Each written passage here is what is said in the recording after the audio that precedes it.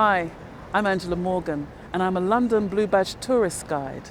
And for Black History Month, we went on a tour of what is Aldwych that will become North Bank. Can you believe there was a large maypole that stood opposite Somerset House in the 18th century? Together we passed Peter Braithwaite's fantastic lockdown exhibition called Visible Skin, art depicting black images reimagined. We heard the nursery rhyme chimes of St. Clement Danes church. And we also heard about pilots from the Caribbean who joined the Royal Air Force during World War II.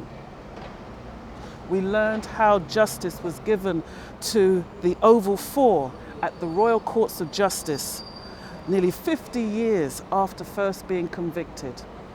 We took a closer look at other buildings such as St. Mary le Strand and King's College, and we learned of their history and how they will benefit from the 21st century changes that was taking place.